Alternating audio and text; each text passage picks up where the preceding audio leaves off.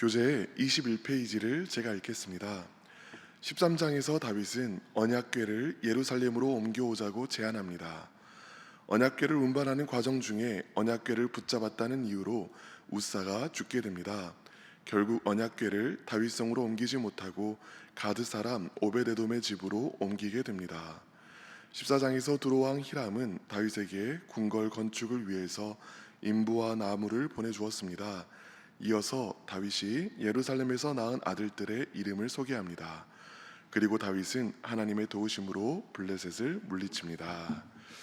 아멘. 오늘 13장부터 토요일 16장까지는요, 다윗이 언약궤를 예루살렘으로 가지고 오려고 하는 모든 과정을 함께 다루고 있습니다.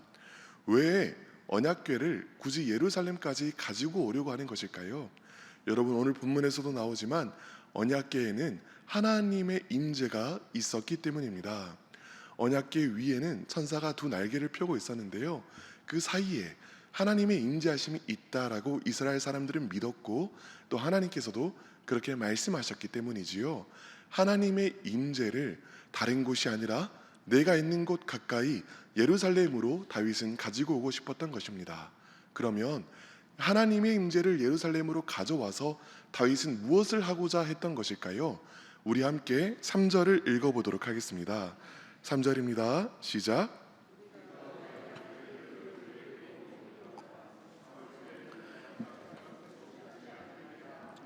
아멘. 사울 때에는 우리가 궤 앞에서 묻지 아니하였느니라 하매. 다윗은 사울이 하나님께로부터 버림받은 이유를 사울이 하나님의 임재 앞에서 묻지 않았기 때문이다 라고 이야기하고 있습니다. 이미 이전 설교로 말씀드린 적이 있지만, 여기서 묻는 것은 내가 무엇을 해야 잘 될지를 물어보지 않았다, 이런 의미가 아닙니다. 다라시라고 하는 여기에 쓰인, 묻다라고 쓰인 이 특별한 동사는 하나님의 임재 앞에서 하나님 자신을 구하고 찾지 않았다라는 말입니다. 하나님께서 주실 수 있는, 하나님으로부터 나오는 부산물들을 찾지 않았다라는 말이 아니라, 하나님 그분 자신을 목적으로 알고 하나님 알기를 구하고 찾지 않았다라는 말이지요. 다윗은 하나님의 임재 앞에서 하나님 자신을 찾고 구하고 갈망합니다. 그리고 사울과 자신의 차이를 여기에 두는 것이지요. 그래서 하나님의 언약궤를 예루살렘으로 가져오고자 하는 것입니다. 그럼 이때 당시의 언약궤는 어디에 있었을까요? 이스라엘 백성이 가나안 땅에 들어온 이후로 하나님의 언약궤는 오랫동안 실로에 있었습니다. 그런데 엘리의 때에 이스라엘 백성들은 블레셋과 전쟁이 나니까 이 전쟁에서 승리할 방법으로 언약궤를 전쟁터로 가지고 오게 됩니다. 흡사 언약궤를 하나님의 부적처럼 생각하는 것이지요. 하나님께서 이를 기뻐하지 않으셨습니다. 그리하여 그날 이스라엘 백성들은 온전히 패망하였고, 블레셋 사람들이 그 언약궤를 싣고 블레셋 땅으로 가버렸지요.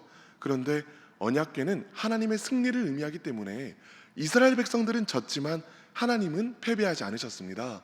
하나님은 언약궤가 놓인 곳마다 블레셋 사람들을 심판하셨고, 블레셋 사람들은 결국 견디지 못하고 이 소 달구지에 실어서 언약궤를 다시 이스라엘 백성에게 보내게 되지요. 그리하여 처음에는 벳세메스에 있다가 이후에는 기랏 여아림이라는 곳에 있는 아비나답의 집에 이 언약궤가 20년 정도를 머물러 있게 되었습니다. 이렇게 다윗이 다시 언약궤를 찾기까지 20년의 세월 동안 언약궤는 방치된 것이지요. 하나님을 이용하려는 시도는 많았지만 하나님 그분 자신께 초점을 두고 하나님을 목적으로 알고 가까이하고 섬기고 교제하려는 시도는 없었다라는 말입니다. 그러니 하나님께서 다시 하나님의 언약궤를, 임재를 가까이에 두고자 하는 그 다윗의 열망을 얼마나 기뻐하셨겠습니까? 다윗은 이 일을 혼자 하지 않습니다. 5절을 보면 온 이스라엘을 기랏 여아림으로 불러 모읍니다. 그리고 아비나답의 집에서 언약궤를 지고 나옵니다. 다윗은 얼마나 기뻤는지 8절을 보면 하나님 앞에서 온 힘을 다해 뛰고 노래하고 이런 축제가 따로 없는 것을 보게 됩니다.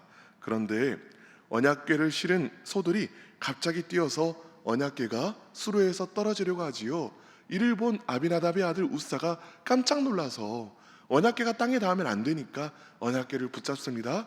그리고 바로 그 자리에서 우사는 죽고 맙니다. 잔치집과 같았던 분위기가 싸늘하게 식어버리고 초상집과 같은 분위기로 갑자기 바뀌게 되는 것이죠. 이 본문을 보면은요, 사실은 다윗만 당혹스러운 것이 아니라 우리도 당혹스러울 때가 많습니다.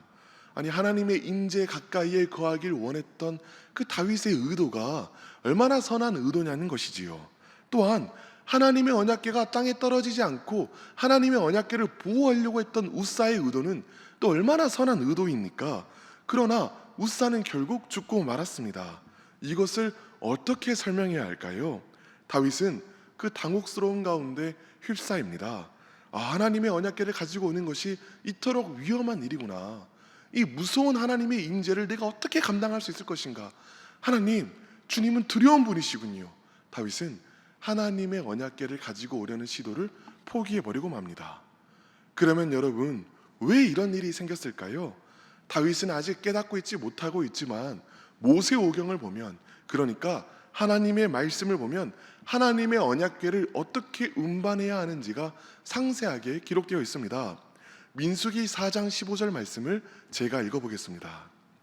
진영을 떠날 때 아론과 그의 아들들이 성소와 성소의 모든 기구 덮는 일을 마치거든 고핫 자손들이 와서 맬 것이니라. 그러나 성물은 만지지 말라. 그들이 죽으리라. 회막 물건 중에서 이것들은 고핫 자손이 맬 것이며. 언약궤를 가지고 가기 위해서는 두 가지 조건이 있습니다. 첫 번째는 고핫 자손이어야 합니다.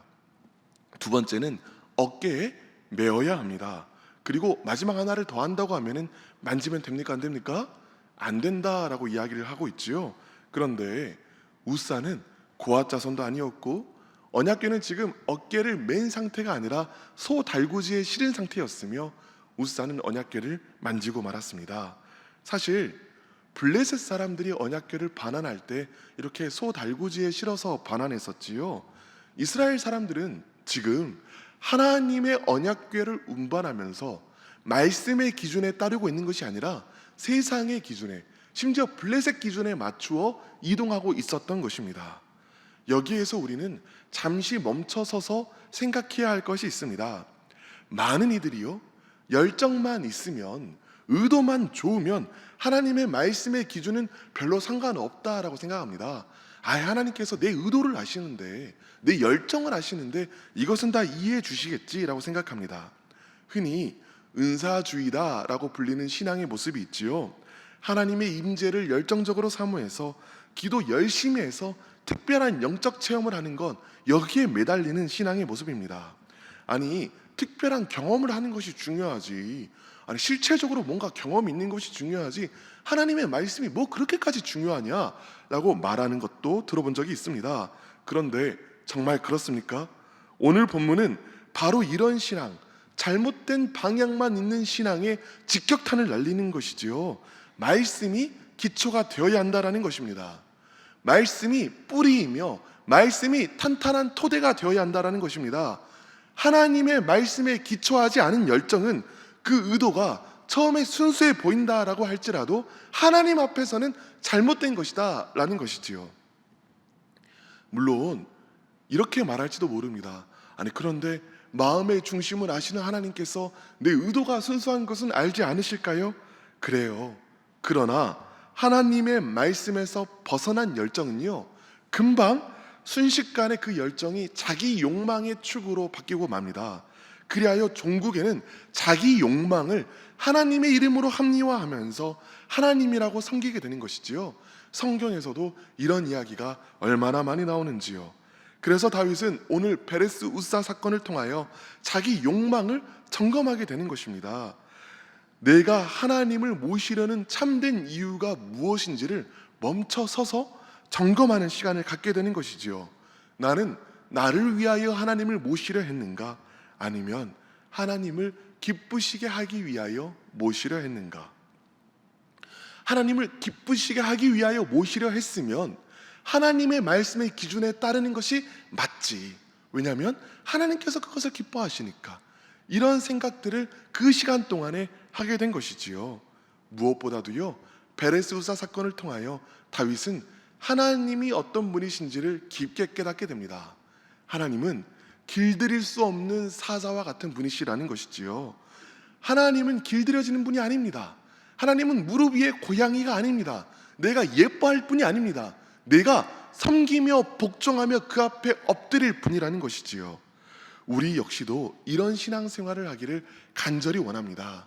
하나님의 말씀의 기준 위에 서서 하나님의 임재 앞에 엎드려 하나님을 하나님으로 높이는 신앙, 이것이 바로 하나님께서 우리에게 바라시는 신앙의 참된 모습인 줄 믿습니다. 첫 번째 기도 제목입니다. 말씀에 기초한 바른 열정을 갖게 하소서. 말씀에 기초한 바른 열정을 갖게 하소서.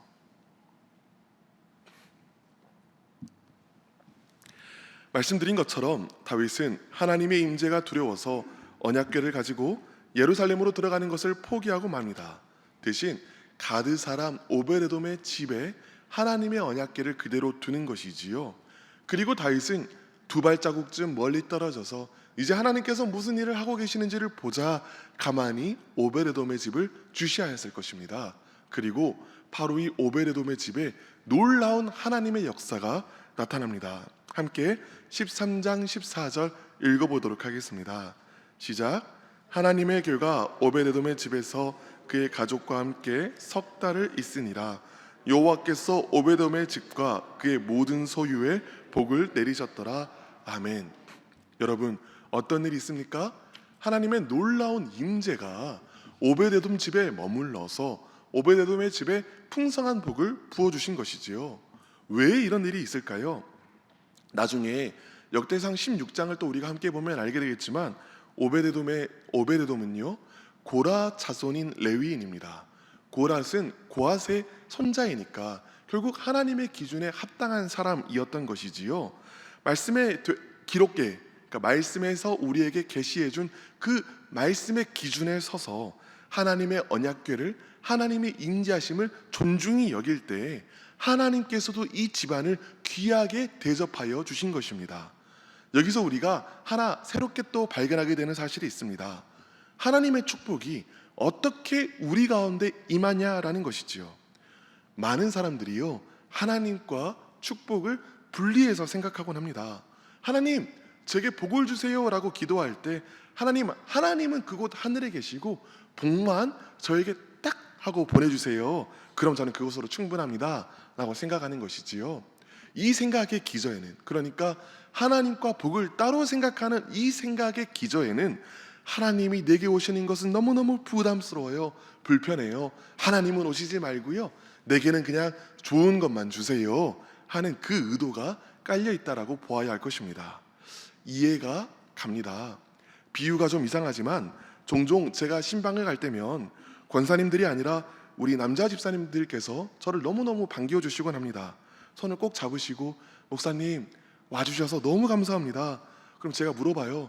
아니 뭐가 그렇게 감사하세요? 그럼 이렇게 대답하십니다. 우리 집이 통 청소를 안 하는데요 목사님이 오신다니까 오랜만에 우리 아내가 청소를 했습니다. 목사님 꼭 자주 와주세요. 이렇게 인사를 하곤 하십니다. 얼마나 좋아하시는지 모릅니다. 그런데요 여러분, 만일 제가 그 집에 잠깐 들려서 말씀 나누고 떠나는 것이 아니라 그 집 안에 계속 계시면 남자 집사님들께서 저한테 뭐라고 하실까요? 목사님 이제는 오래 계셨으니 돌아가시지요 라고 하시지 않을까요? 마찬가지입니다. 하나님의 임재하심이 우리 삶 가운데 임한다는 것은 아무래도 조금 불편한 일일 수 있습니다. 내가 원하는 대로, 내가 바라는 대로, 내가 행하고 싶은 대로 하지 못하게 되는 것이지요. 그런데요 하나님의 복은 하나님과 따로 떨어져서 임하는 것이 아닙니다. 오늘 본문에서 볼 수 있듯 하나님의 복은 하나님의 임재와 함께 옵니다. 다시 한번 14절을 읽어보도록 하겠습니다. 시작. 하나님의 궤가 오베데돔의 집에서 그의 가족과 함께 석 달을 있으니라. 여호와께서 오베데돔의 집과 그의 모든 소유에 복을 내리셨더라. 아멘. 먼저는 하나님의 궤가, 그러니까 하나님의 임재가 먼저 그 가족들에게 임합니다. 그리고 그렇게 임하신 하나님의 임재 그 자체가 복이어서 하나님이 함께 계시기 때문에 하나님과 함께 계시는 하나님의 능력의 역사가 그 가족들 가운데 나타나게 되는 것이지요. 복과 하나님이 따로 떨어져서 구분되는 것이 아니라 하나님이 복의 근원이시자 복 자체라는 것입니다. 그러므로 하나님께 복을 구하기를 원하시는 분들은요, 깨달으셔야 합니다. 하나님, 저는 지금 제 문제만 해결되기를 바라는 것이 아닙니다. 하나님, 저는요, 하나님께서 제 삶 가운데 임해 주시기를 바랍니다. 이것이 바로 복을 구하는 기도의 내용인 것입니다. 이것이 복을 구하는 것의 참된 의미인 것이지요. 그리고 하나님께서 삶에 임해 주시기를 참으로 바라는 자들은요, 삶의 방향을 하나님께 맞추게 됩니다. 하나님께서 기뻐하실 일은 행하게 되고 하나님께서 슬퍼하실 일은 멈추게 되지요. 그리하여 나라는 성전을 거룩한 성전으로 하나님께서 임하여 계시기에 합당한 곳으로 자꾸자꾸 바꿔나갑니다. 이때 하나님께서 부어주시는 그 임재의 은혜가, 복되신 하나님께서 우리 삶 가운데 임하여 주신 그 복의 능력이, 복의 역사가 우리 삶 가운데 나타나게 되는 것이지요. 여러분, 미국 속담에 왕관을 쓰려는 자 그 무게를 견뎌라 라는 말이 있습니다. 이것을 똑같이 이렇게 바꿔볼 수 있겠습니다. 하나님의 복을 얻으려는 자 임재의 무게를 견뎌라. 우리가 나와 함께 계신 하나님의 임재의 무게를 견딤으로써 나와 함께 계신 하나님의 능력의 역사를 날마다 경험하는 놀라운 은혜가 우리 가운데 부어지기를 축원합니다. 두 번째 기도 제목입니다. 거룩함으로 하나님의 복을 경험하게 하소서. 거룩함으로 하나님의 복을 경험하게 하소서. 이후로 14장 8절부터 16절까지는요, 다윗이 블레셋을 맞아서 싸운 두 번의 전투 내용이 기록되어 있습니다. 8절부터 12절까지는 첫 번째 전쟁, 13절부터 16절까지는 두 번째 전쟁이 기록되어 있지요. 그런데 핵심은 이것입니다. 다윗이 매번의 전투마다 하나님께 묻고 또 물었다라는 것입니다. 10절을 보겠습니다. 다윗이 하나님께 뭐 했다라고 하죠? 물어 이르되. 또 14절을 보겠습니다. 또 다윗이 하나님께 뭐 했다고요? 묻자온대. 다윗은 자신의 삶의 중요한 결정들을 늘 하나님께 묻는 것으로 시작하였으며 늘 하나님으로부터 인도함을 받았습니다. 여기서 다윗이 하나님께 물어볼 때 쓰인 히브리어 단어가 샤알입니다. 이전에 말씀드린 것처럼 사울도 블레셋과의 전쟁에 앞서서 하나님께 샤알했습니다. 하나님께 물어보았다라는 것이죠. 그런데 하나님께서는요, 사울의 물음에는 대답을 안 해주셨고 다윗의 샤알에는, 다윗의 물음에는 대답을 해주셨습니다. 이 답변이 얼마나 세밀한지 15절을 보면은 뽕나무 꼭대기에 걸음 걷는 소리가 들리거든 그제서야 나가서 싸우라 라고 아주 구체적으로 대답하여 주십니다. 두 사람이 다 기름 부음을 받았던 왕인데 왜 이런 차이가 생겼던 것일까요? 우리는 이미 그 답을 이야기한 바가 있습니다. 잠시 오늘 본문 역대상 13장 3절을 다시 한번 함께 읽어보겠습니다. 시작. 우리가 우리 하나님의 궤를 우리에게로 옮겨오자 사울 때에는 우리가 궤 앞에서 묻지 아니하였느니라 하매. 여기서 다윗은 하고 사울은 하지 않은 것을 하나님께 묻는 것이다 라고 이야기를 합니다. 그런데 용어가 다릅니다. 앞서 말씀드린 것처럼 여기에서 묻다로 쓰인 다라쉬라는 단어는 하나님을 갈망하고 하나님을 추구하고 하나님과 교제하길 원하고 하나님 앞에 머물러 있는 것을 말합니다. 그러니까 다윗은 인격이신 하나님을 알고 그 하나님과 함께 하기를 간절히 추구했다라는 말이죠. 그런데 사울은 하나님 그분 자신을 추구하지는 않았습니다.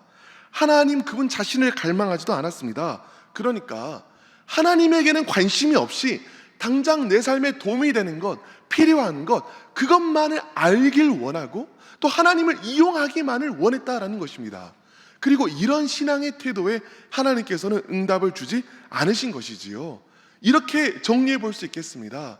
하나님에 대한 인격적인 교제함 없이, 하나님을 향한 추구함, 갈망함 없이 하나님을 이용만 하려는 자들은 하나님의 역사를 경험할 수 없다라는 것입니다. 그렇다면 반대로 하나님을 갈망하고 찾고 구하는 자들이 하나님께 물어보고 하나님의 인도하심을 받으면 어떤 일이 생깁니까? 11절은 이렇게 이야기합니다. 다윗이 이르되 하나님이 물을 쪼개같이 내 손으로 대적을 흩으셨다 하므로 그곳 이름을 바알브라심이라 부르니라. 다윗은요, 놀라운 승리를 경험했는데 이 승리가 나로부터 나온 것이 아님을 알았습니다. 그럼 누가 주신 것이지요? 하나님이 주신 것이지요. 하나님이 물을 쪼개같이 그 대적을 흩어주셨다. 또한 15절도 이렇게 승리를 묘사합니다. 하나님이 앞서 나아가서, 이 역시 사람의 승리가 아니라 하나님의 강권적인 개입하심을 말하는 것이지요. 하나님의 말씀에 순종하는 삶에는, 하나님을 추구하고 갈망하는 삶에는 하나님의 능력의 뒷받치심이 반드시 따라온다라는 것입니다. 이 대목에서 이렇게 말씀하시는 분이 있으실지 모르겠습니다. 목사님, 다윗은 하나님께서 이렇게 세밀하게 대답해 주시니까 물어보는 게 재밌죠. 저도 이런 상황이면 날마다 하나님께 물어보겠습니다. 그런데요, 제가 물어보면 하나님께서는 묵묵무답이세요. 저는 하나님께 물어보는 것에 지쳤습니다. 그런데요, 다윗의 마음 자세를 다시 살펴보겠습니다. 다윗은 자기도 왕이지만 진정한 왕은 아님을 알았습니다. 진정한 왕은 오직 누구시죠? 하나님이시지요. 그래서 왕 대신, 주인 대신 하나님께 물어보는 것입니다. 하나님께 대답을 듣고 안 듣고는 그 다음 문제입니다.